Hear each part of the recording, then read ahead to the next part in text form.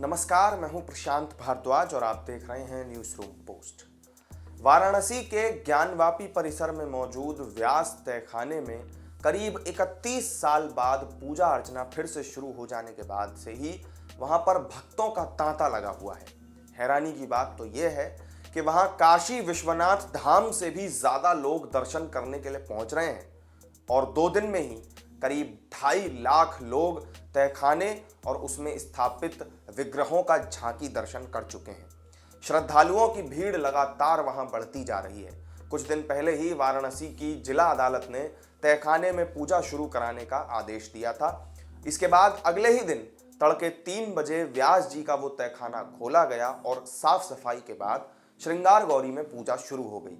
हालांकि इस आदेश के खिलाफ अंजुमन इंतजामिया मस्जिद कमेटी सुप्रीम कोर्ट पहुंच गई, लेकिन सुप्रीम कोर्ट ने भी हाई कोर्ट जाने के लिए फिर कह दिया और उसके बाद में जब मुस्लिम पक्ष हाई कोर्ट गया तो पूजा पर रोक लगाने से कोर्ट ने इनकार कर दिया और मामले की अगली सुनवाई 6 तारीख तय कर दी गई। व्यास तहखाने के 8 पिलर प्राचीन आदि विश्वेश्वर मंदिर के बहुत ही अहम साक्ष्य हैं। यहाँ की छत काफी जर्जर हो चुकी है, लंबे समय से बंद रहने की वजह से नमी बनी हुई है, जिसकी वजह से लगातार 8 हैलोजन लाइट वहां जलाई जा रही हैं। तहखाने के गेट से मूर्तियों तक लाल रंग का एक मैट बिछाया गया है। व्यास तहखाने के अंदर अखंड ज्योति जल रही है और रामचरितमानस का पाठ लगातार चल रहा है।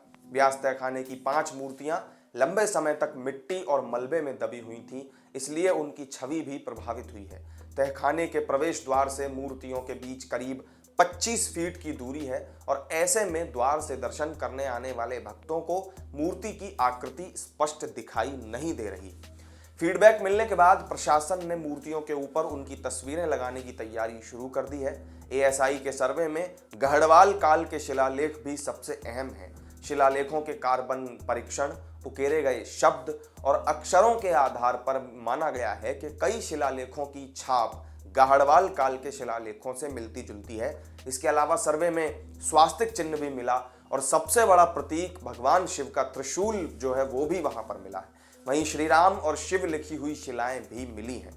तो काशी विश्वनाथ धाम से भी ज्यादा व्यास तहखाने में लोगों के दर्शन करने के लिए पहुंचने के बाद आपका इस पर क्या रिएक्शन है, कमेंट करके जरूर बताइएगा।